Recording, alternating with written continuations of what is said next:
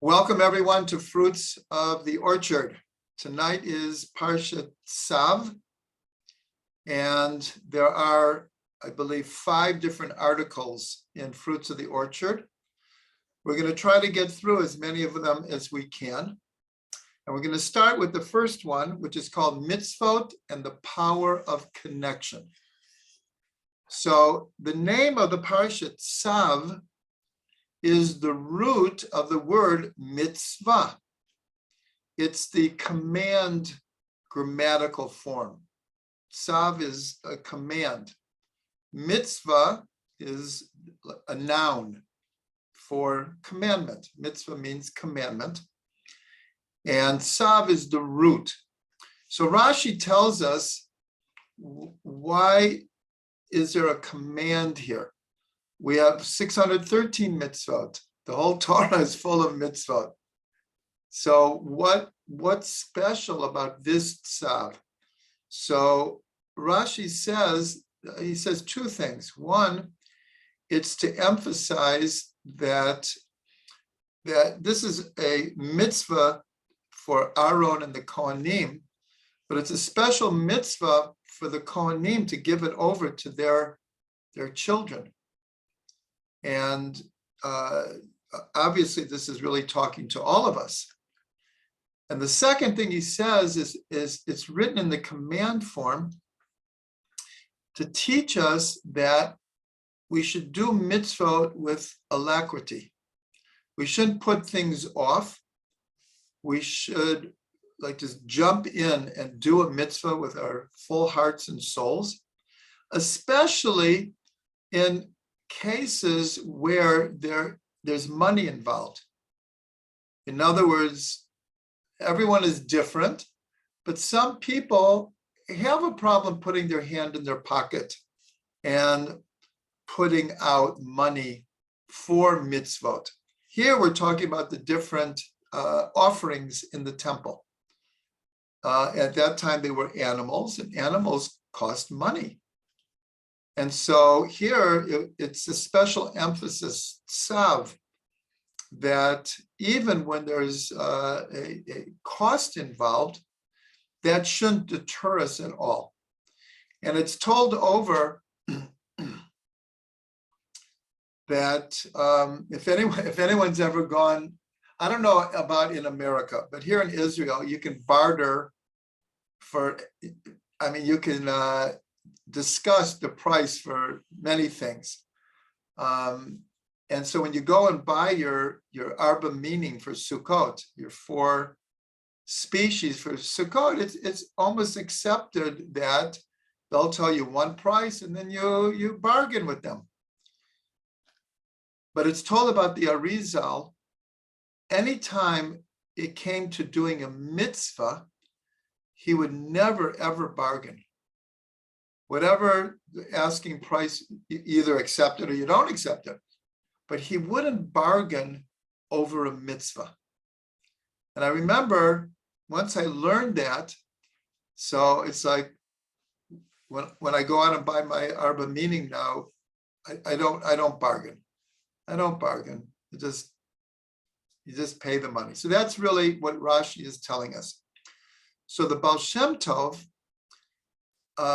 had a concept that really changed my life once I learned this. And he came up with a term. How do you go about doing things with alacrity without getting stressed out? In other words, if we have a task at hand, and let's say we have 5 tasks to accomplish in a particular day. Maybe we have 20 tasks. Well, how do you go about doing all of that quickly and forcefully without getting into a headspace of being stressed out? So he called it, in Hebrew, it's zrizut b'metinut. Zrizut means alacrity, of just do it. And b'metinut is from the word to wait, to hold back So here it's very paradoxical. He advised people to do everything. B'zrizut b'metinut. And so I will freely admit that sometimes when I'm very goal-oriented and I have a lot to do, sometimes I find myself getting a bit stressed out. I think most of us could probably admit to such a thing. But once I learned this, I can't say that it solved that challenge for me all the time. But when I remember it, it is such a help.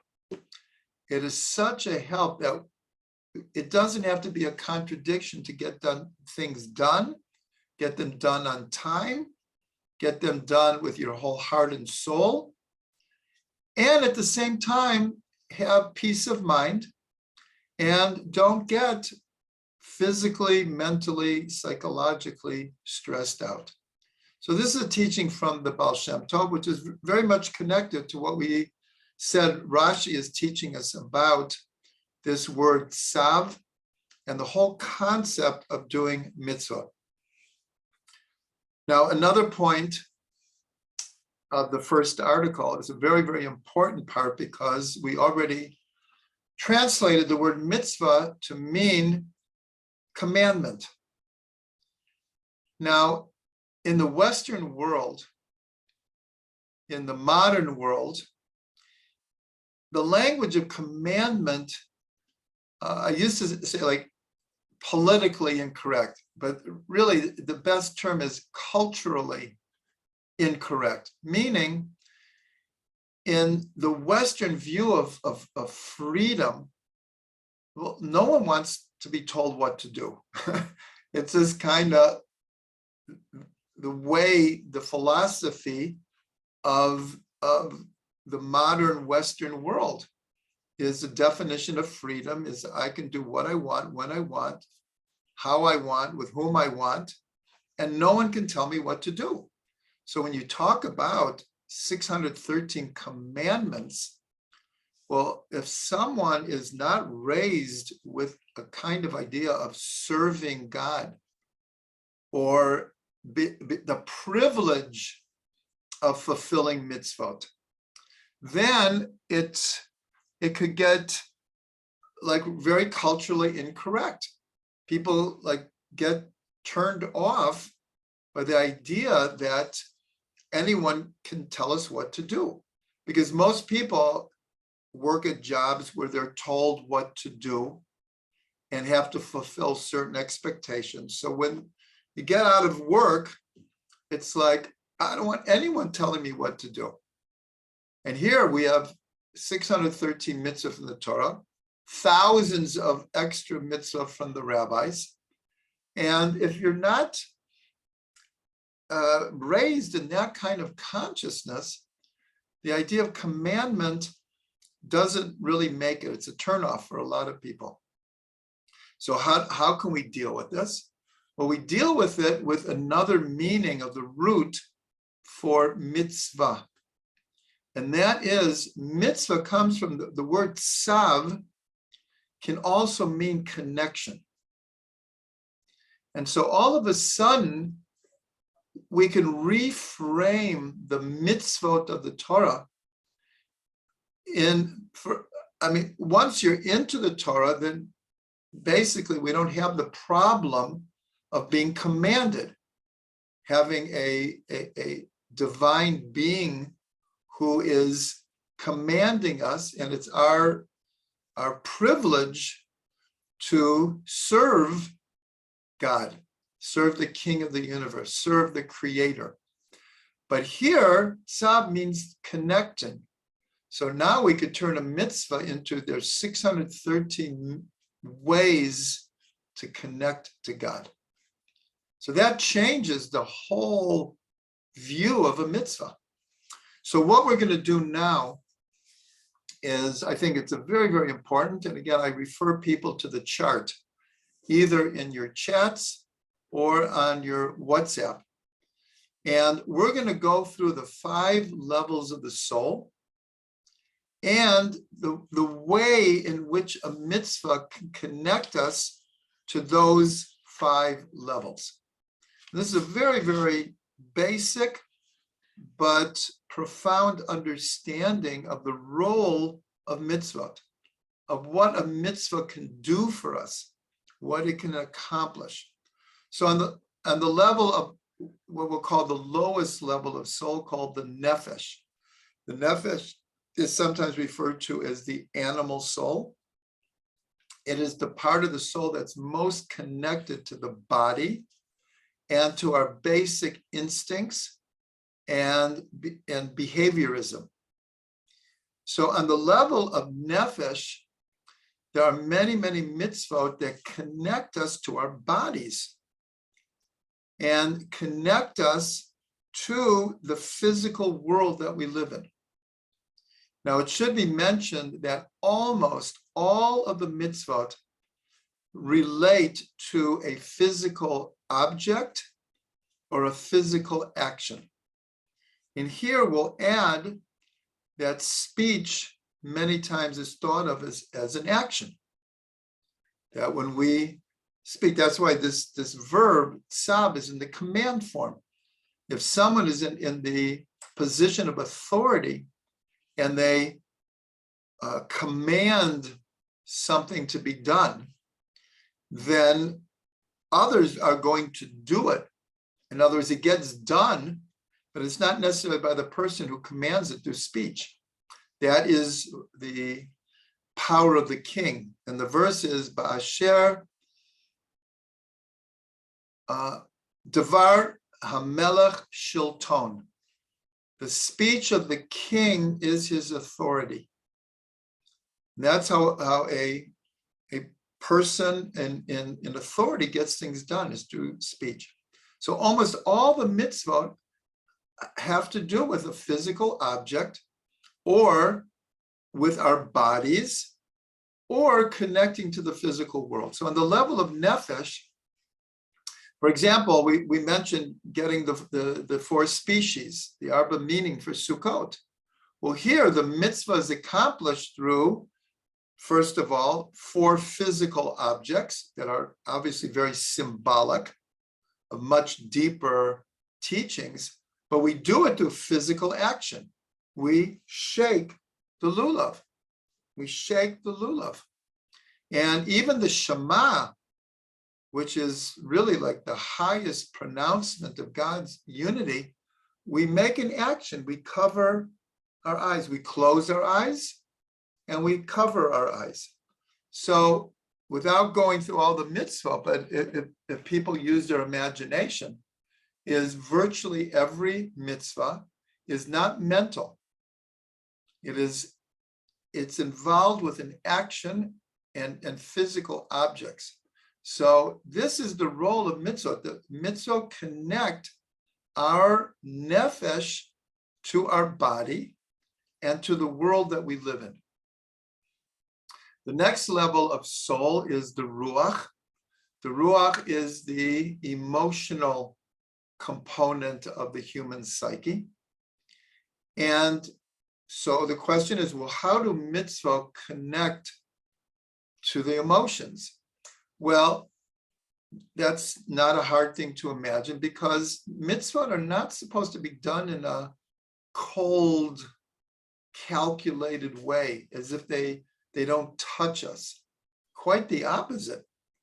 Mitzvot are supposed to touch us. When we go to visit the sick, it's more than just an intellectual thing. Okay, my friend is sick. I make a decision. I'm going to visit them. But there's the empathy. Love your neighbor as yourself is talking about love. Don't stand idly by when someone is being attacked. Well, that's the emotion of defending, of again empathizing with someone who's in a situation of danger. And we could go through all of the emotions, but mitzvah connect us to our emotions. They're not these, like I say, cold and calculated actions that we take that don't touch us. They're supposed to touch us deeply. Of course, prayer and even learning should awaken the idea of excitement, of fulfillment. So again, we don't have the time to go through every mitzvah, but I think this is understood that the role of the mitzvah connects us to our ruach, to our emotions. Then the next level of soul is the neshama, and the neshama relates to the intellect. And here also, before we said that mitzvot aren't supposed to be done in a cold, calculated way, and that we could associate with the intellect, but that's the role of kavana. Here we have a mitzvah, and it's true we could do it in a rote manner, in a way of just routine, and not think about it so much. And it is a challenge. It's a challenge, especially, let's say, with prayer every day. Prayer it's very similar every day. So how do we not fall into rote and routine with our prayers? Well, we have to work with it, and that's the secret of kavana, that we have to have intent, and that's happening in the intellect. So any mitzvah that we do, there is a reason behind it. There's a spiritual foundation behind it. There's something we can learn from it. We can gain from it new insight by doing a mitzvah. So this is how the mitzvah, the role of the mitzvah, connects us to our intellect, to our neshama. The next one is the chaya. The chaya is literally the living one, the living part of the soul. So this connects very much to one of the basic ideas of Chassidut, as taught by the Baal Shem Tov. Now, we already mentioned doing things with emotion, doing things with kavana, with intent. And the Baal Shem Tov, based on the words about the mitzvot, it says, v'chai behem, and you shall live in them, live by them, live through them. From that, the sages learn that one is not expected to give up their life in order to keep mitzvot. In other words, let's say chas v'shalom, someone is starving, like for real, and there is no food around except food that is not kosher. So the basic idea is, no, you don't have to die and not eat the not kosher food. Obviously, we would choose to never be in a situation like that.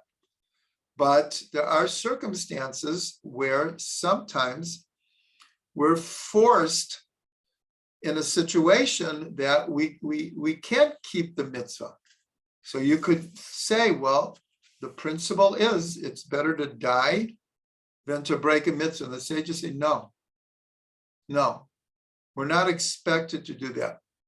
And we're taught that there are 3 mitzvot, though, that we are expected. And that is idol worship, adultery, and murder. And I believe we went over this recently in this class. And, oh no, we're going to, because I pre-recorded classes, and in a few weeks, this is going to come up. I already thought we did it already. So this idea of these 3 mitzvot, if a gun is put to someone's head, God forbid, and said either bow down to this idol or I'm going to kill you, well, this is different than all the other mitzvah. In that case, we're told for that, one could give up their life or should give up their life. Hopefully we'll never be in this situation, The truth is, though, through Jewish history, unfortunately, many people were put in this situation. Literally were put into this situation. So on the level of Chaya, so the Baal Shem Tov learned v'chai behem, is that there's a certain life force in the mitzvah that when it's done properly, that reaches the level of Chaya. And Chaya is in the supraconscious. It's like the bridge between normative consciousness, emotions, and intellect, and a deeper supraconscious level of soul. That when that is awakened, it brings us life. So that is the role of the mitzvah on the level of the chaya. It brings us life force. It makes us alive. And then the highest level of soul is called the yechida. And as we said in the beginning, if the word Tzav is also meaning connection, so on the highest level of the yechida, doing a mitzvah connects us to God. That's on the highest of the. It runs through all of them. Every mitzvah we do is in a sense automatically connecting us to God. But here we're talking about we're aware of that connection. We can feel that connection. Can't say that every time we do a mitzvah, we're experiencing the full power of being connected to God at that point. Would it be so? And bless all of us when we do a mitzvah. That's what we should feel, because that is what's happening. So here we've gone through the 5 levels of soul, and very quickly we'll just review. We see that on the level of nefesh, the mitzvah connects us to our body and to the world, to the physical world, the material world. On the level of ruach, the mitzvah connects us to our emotions. On the level of neshama, it connects us to our intellect. On the level of chaya, it connects us to our supraconscious, the source of our soul. And on the level of yechida, it connects us directly with God. So this is it's a simple chart, but when really studied, contemplated, and meditated upon, it can help us immeasurably in understanding just what a mitzvah is and what it can do for us. God gave us the mitzvah. It's like these gifts. He meant for our good. It's like God is commanding. It's good for God because God created the world and he wants good for us. So when we do a mitzvah, it is good for God, but it's good for God because he wants to do good for us. Okay, so that's the first article. Now we'll go on to the next one called the Eternal Torah. And this is a very, very interesting one. And in this week's Parsha, a whole series of offerings are given over. The free will offering, the elevation offering, the guilt offering, the sin offering, the peace offering, and all of them are introduced in the following way. If anyone wants to see just the first example, it's in chapter 6, the 2nd verse, right at the beginning of the Parsha. And it says, Tzav et Aaron v'et banav, and command Aaron and his sons to say, Zot Torah ha'olah. This is the Torah of the elevation offering. So all the different offerings are introduced in the same way. Zot HaTorah. This is the Torah of the type of offering. Now, what does Torah mean here?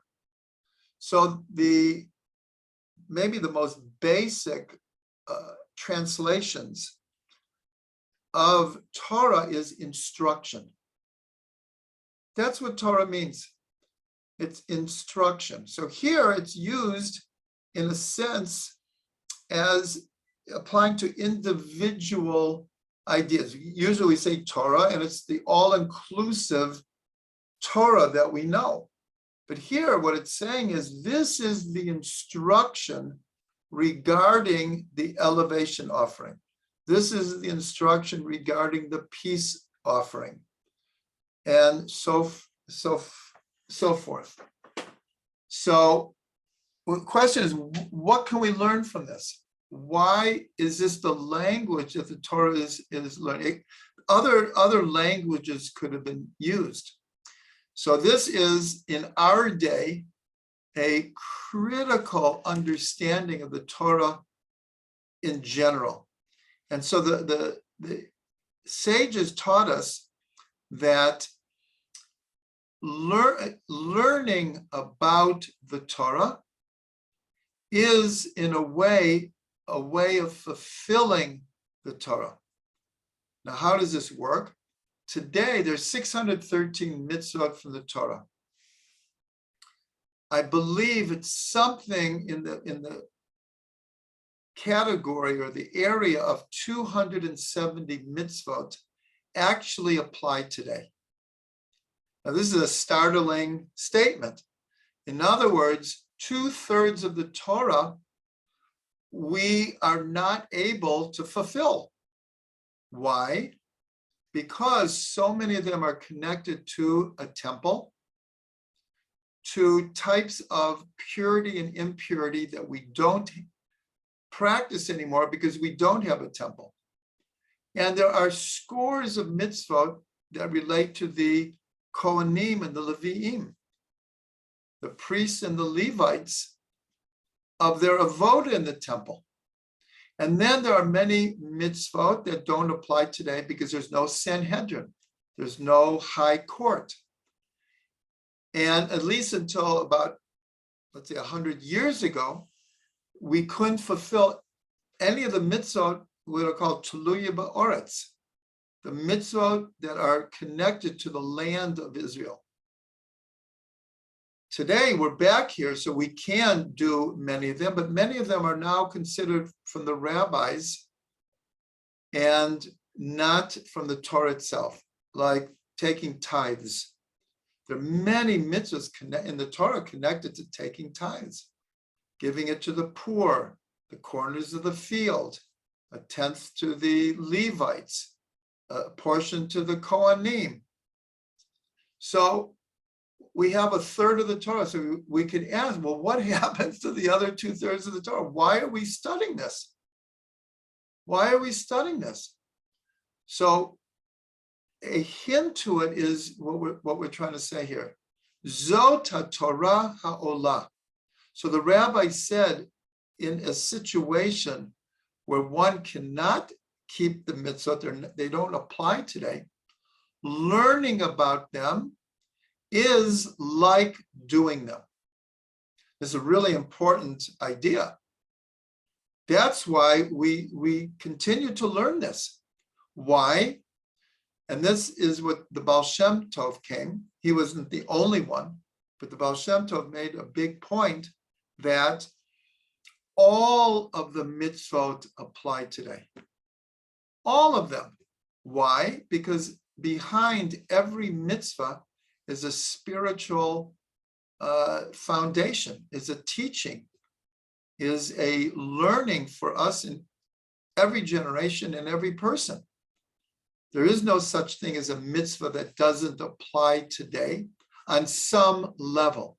It might be that we don't do the physical mitzvah, like we just learned, most of the mitzvot are done in a physical way, with a physical object. And maybe we don't do them today, but mentally, intellectually, emotionally, symbolically, allegorically, mystically, they most certainly apply today. So you can imagine how important the teaching this is. And so I'm just saying it's hinted to here that all these different offerings, which we no longer bring, are introduced by Zot HaTorah, and then fill in the blank of these different things. And the most important place where this shows up is in our prayers today. That once the temple was destroyed, the sages said a simple principle. The prayers have replaced the offerings. The prayers have replaced what's called the avoda. The service in the temple is now incorporated, translated, and integrated into the prayers. Now, this is a whole subject in itself.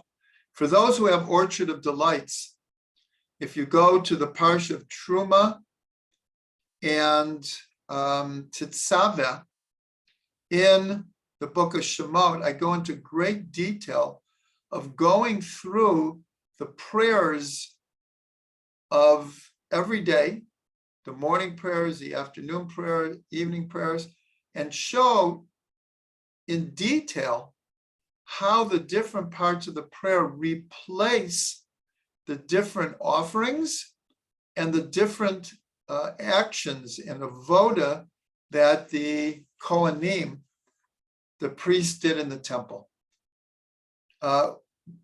We can't go into those depths, but I encourage everyone who has Orchard of Delights. And like I always say, if you don't have it, you should have it. Where I try to show in great detail. And once you learn this, it makes prayer a completely different thing. It puts us, we are the Kohanim. We're the high priest. We're in the temple doing the service to our prayers. And not only that, but the physical makeup of a synagogue is based on the temple, where we have the Aron Kodesh, the, how do you say that in English? The Ark. We have the Ark, and that's the Holy of Holies. And in front of it, we have a curtain, just like in front of the Holy of Holies was a curtain. And what do we have in our Ark today? We have a Sefer Torah. That's what was in the actual Aron HaKodesh, in the Holy of Holies. And we have the Bima, where we read the Torah. Well, this is the altar. And in almost every Beit Knesset, you have what's called the Ner Tamid. It's from this week's Parsha, the everlasting light. Almost every Beit Knesset in the world has some kind of a sculpture or a special light that's lit all the time. That's for the menorah. And the talit is very, very connected to the clothing of the Kohanim. It's all been translated into our prayers and into the synagogue. So this is just a very, very important idea that we can learn from this parsha, that learning about the mitzvot is in a sense fulfilling the mitzvot, because every mitzvah, whether we can do them today or not, is replete with spiritual meaning, symbolism, metaphor, allegory, mystical concepts. And that's how we are doing the Torah today in good measure, The next article that we're going to do is called Combining Passion, Greatness, and Humbleness. So this is based on, in the second verse, which I began reading.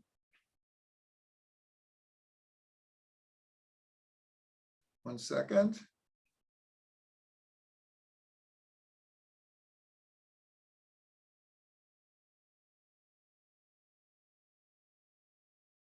Okay. I began to read the second verse. Now I'm gonna complete it because we need something from it. So I'm gonna again, Tzav et Aaron v'et banav. Again, it's the second verse in the 6th chapter. Tzav et Aaron v'et banav lemor. So command Aaron and his sons, saying, Zo Torah ha'olah. This is the instruction of the elevation offering. Hi ha'olah al mukda al mizbeach. This is the elevation offering that is burnt up, which burns on the altar the whole night, ad haboker, until the morning, ve'esh hamizbeach tukad bo, and the fire on the altar will be burning. Now we'll get to,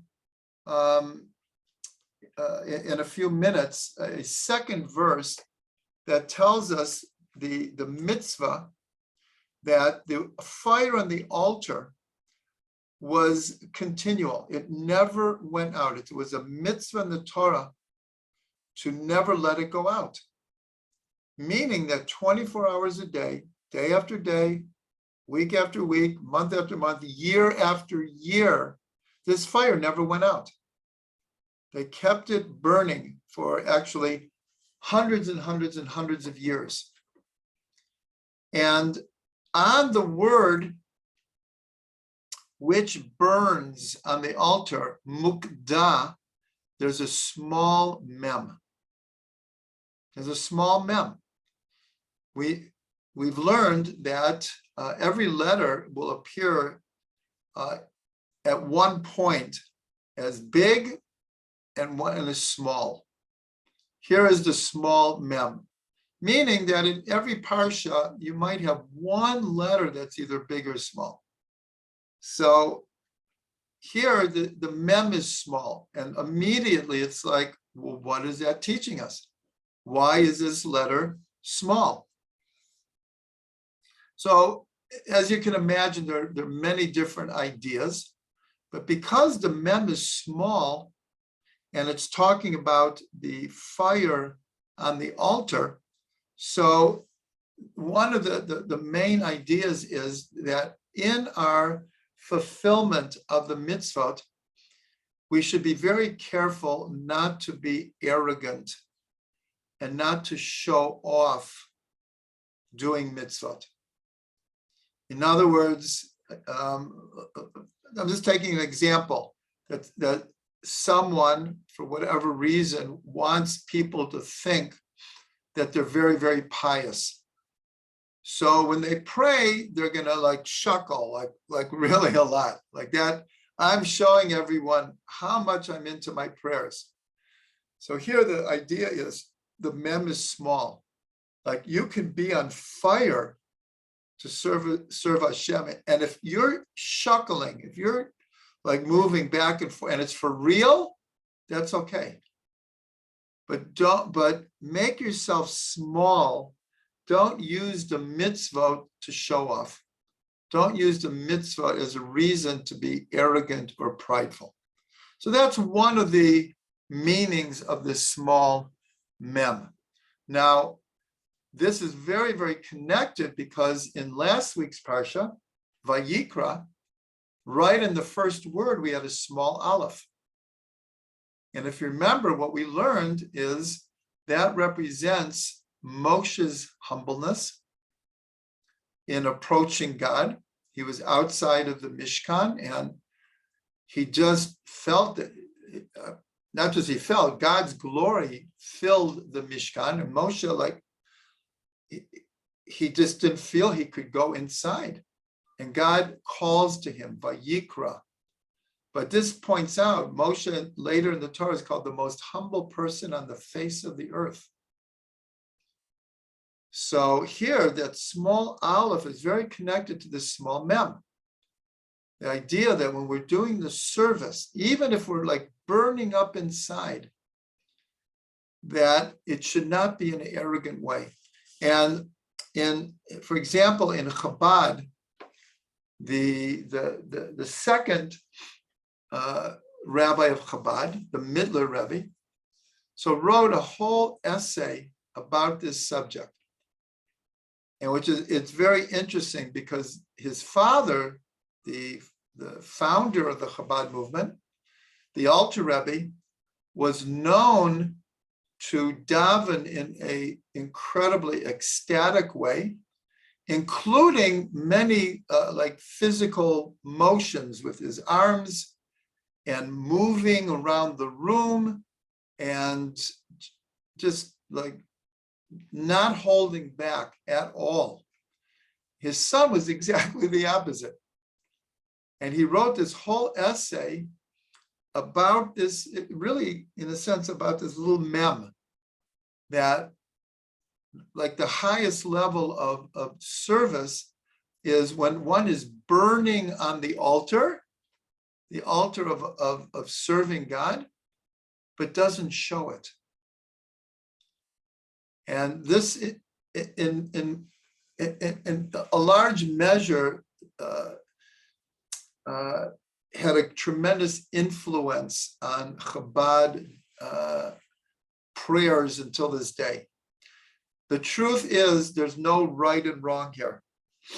There are many, many types of Hasidim that are very, very loud and boisterous and moving in their davening, and others are very, very modest in the way that they daven, and that doesn't affect like the inner passion that one has. Some feel that it's good to let it come out. Others feel it's better that it's kept inside. But it's not a right or wrong.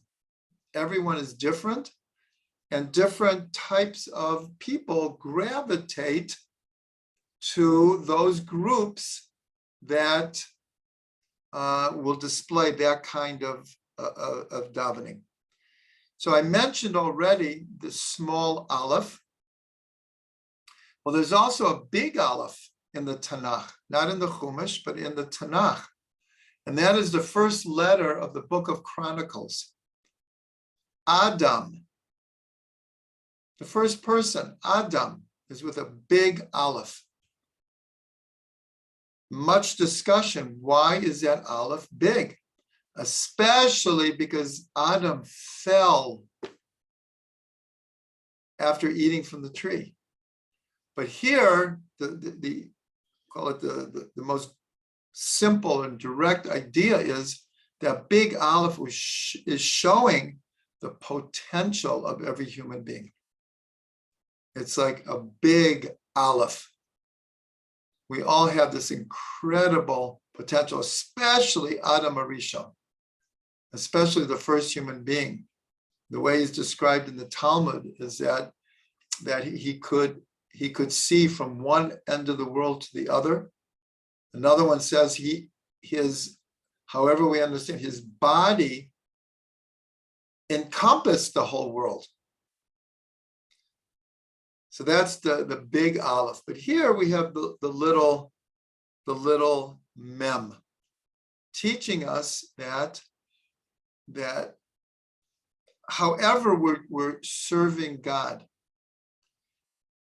we can't do it with arrogance or undue pride. Okay, the next article is called Light and Fire. And this is a very important thing because in the Mishkan, in the tabernacle, which, as we've said, is the prototype for the temple in Jerusalem, and then is now the prototype for our davening and our synagogues. In the Mishkan, there was light and fire. The fire was symbolized by the outer altar where the offerings were brought. And these were the animal offerings, sometimes meal offerings, flour offerings. And that altar was made out of copper. There are three different metals in the Mishkan: copper, silver, and gold. And on the inner sanctuary, it's all gold. As you move away from the main sanctuary, then silver is used. And especially on the altar, it was made out of copper. And this represents a diminishment of spirituality in a sense. So on the outer altar, we had the fire. This is the fire that never went out. So we're told that this represents our service of God, but it also represents our lower nature. This is because we're bringing animal offerings, and this is connected to the nephesh and the animal soul. In the inner sanctuary, we have the menorah. And it's true, there was fire because there were oil and wicks and there was fire, but this represents light. So here we have the light of spirituality and the fire of the body, of passion, of desire. And they need to be balanced, and each one needs its proper place and direction. So the idea of keeping the fire burning on the altar is the idea of not letting, I'll say it differently, of taking the passion and desire of our lower nature and raising them to being on fire to serve Hashem.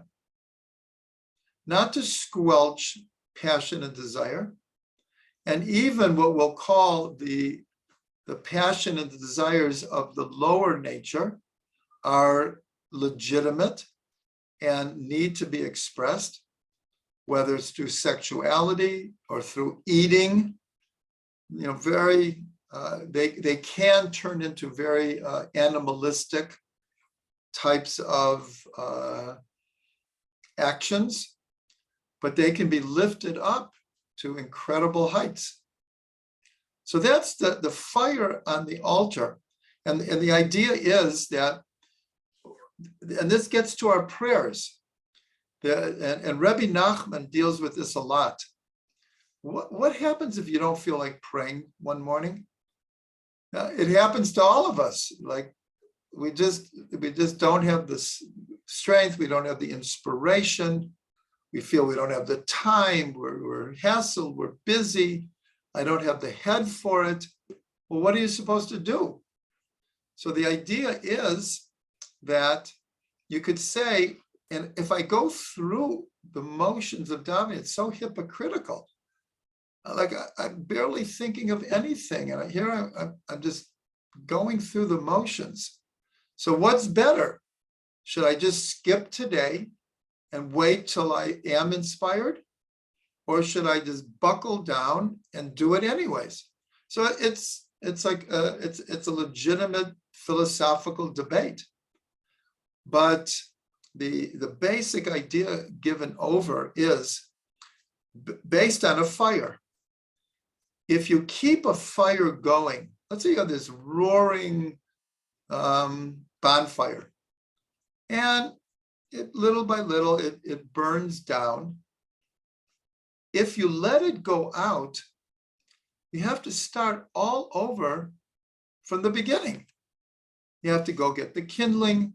You have to get some paper and put it under the kindling. You have to, small branches and big branches, and the wind is blowing, and this is that.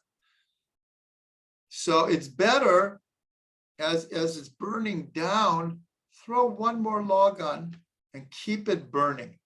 So they say it's the same thing with davening. Same this, and it with full recognition that sometimes it's not easy for us to get up the inspiration to daven 3 times a day. Or for many women, 2 times a day. For some people, once a day. Some people, it's once a year.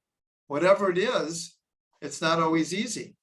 So the idea is this fire on the altar, even if it's not burning like a big bonfire, keep it going. And I'm going to quote my wife now. She loves saying this, that sometimes we could go days or weeks or months and not feel all that inspired, but we're davening because we feel it's the right thing to do. And in our mind, it's a bunch of zeros. It's just we're not getting anywhere. And then one day we like hit the jackpot, like we're inspired and it's deep and it's profound. So my wife said that's like putting a 1 in front of all the zeros. All of a sudden now you have 1 million. You have 1 billion, you have 1 trillion, because you kept it going. That's the idea. All those zeros that we thought were zeros, but we kept it going. So also like for men, putting on tefillin. It's just, I'm inspired, I'm not inspired, I have time, I don't have time. It's just, I put on tefillin every day.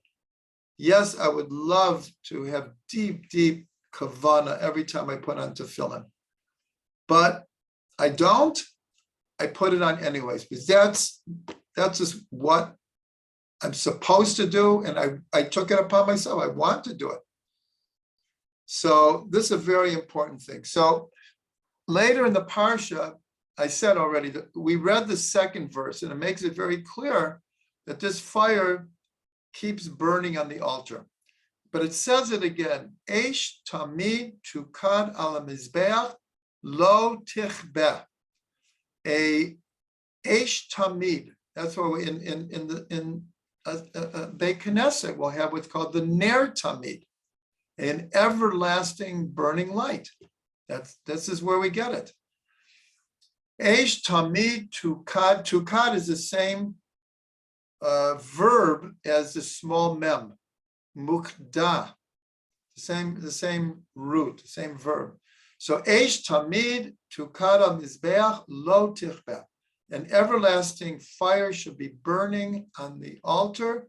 Don't let it go out. So there's a famous story that when the Alter Rebbe first went to the Maggid of Mezrich, the Alter Rebbe was a child genius, and he had mastered the entire Talmud in his teens already. At a certain point, he had to decide, should he go to Vilna and learn with the Vilna Gaon, the genius of Vilna, or should I go to the Maggid of Mezrich, the leader of the Hasidic movement, which was fairly new at that point. The Maggid took over from the Baal Shem Tov. So he had to decide. So he explained later what his logic told him. He said, if I go to Vilna, I'll learn more and better. But I already know how to learn, in a way. If I go to the Maggid, I'll learn to daven. And I don't know how to daven. I don't really know how to daven. So he went to the Maggid. But again, the Hasidic movement was fairly new at that point. And the Alter Rebbe was there. And he was unsure if this was really his place. There were things that were drawing him. There were things that were, in a sense, a little bit repelling him. And, he didn't really share this, but the Maggid understood what was happening. And he called him in one day, and he said this pasuk, Eish tamid tukad al mizbeach lo tichbeh. An everlasting fire should be on the altar. Don't let it go out. And he said to him, now you say it. So the altar Rebbe said it. He said, say it again. Said it again. 10 times. 10 times he had him say it. And then he explained to him why. He read the verse in the way I read it, but he changed the comma. He put a comma in there. So he read it like this. Eish tamid tukan al mizbeach, comma, lo dash tichbeh. He read it like this. An everlasting fire should be on the altar. That voice that is telling you no, lo, dash tichbeh, put it out. That voice that is telling you that this is not for you. I'm telling you this is for you. I'm telling this is for you, but as long as that voice in your head is telling you low, low, low, low, you won't get it. Put out that voice, and then you'll see that it will be an everlasting light for you. But until you put out the negative voice, it won't burn for you. It won't shine for you. So this is an amazing story, really an amazing story. And it speaks to all of us because we all have these voices that tell us we can't, we're not able, we're not worthy, we're not equipped, we don't have the time, we don't have the mind, we don't have the heart, whatever it is. But these are things that we want to do. We want to do certain things, but then there's a voice saying, but let's be realistic here. Let's be realistic. And that's, in Hasidus, that's how they explain who Amalek is. Amalek, it says, Ki karcha b'derech. Amalek came upon you on the way. And so the word karchacha has two meanings. From the word mikre, he makes you think everything is just stam, everything's just a coincidence. Everything just happens and there's no rhyme or logic behind anything. And the second meaning of karchacha is from the word kar. Kar means cold. Amalek comes and cools you off. Reb Shlomo used to use this all the time. I heard him say this at least hundreds of times. This idea that we want to do something, but there's always this voice of Amalek saying, let's be serious now. Do you really think that you can keep this kind of passion for Yiddishkeit going? You want to do the mitzvot? Do the mitzvot. But let's not fool anyone that you're really into it. Just do it. I don't mind. But let's be serious. I know you, you know you. You're not going to keep it up. You're not going to keep it going. So just drop it all. That's the voice of Amalek. That's the voice of the low that needs to be put out. Okay. So we'll end with a bracha.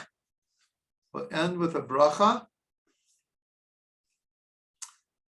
That is, we should learn to do everything b'zrizut b'metinut, with fire, with enthusiasm, with alacrity, and at the same time, don't stress out. Bracha will get to you in a second. And also, and this is so much about Pesach cleaning, that we have so much to do, and how am I going to get it all done? We can get it done but we don't have to lose our minds over it. We don't have to get so uptight. We can do it and do it in a relaxed kind of way. So I want to bless everyone as we get ready for Pesach to get everything done, but do it in a non-stressful way. And everyone should have a Pesach kasher v'sameach.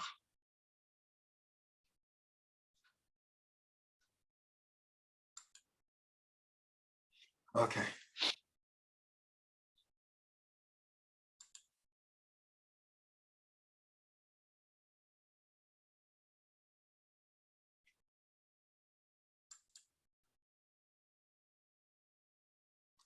I don't know why it's doing that. I'm trying to stop it.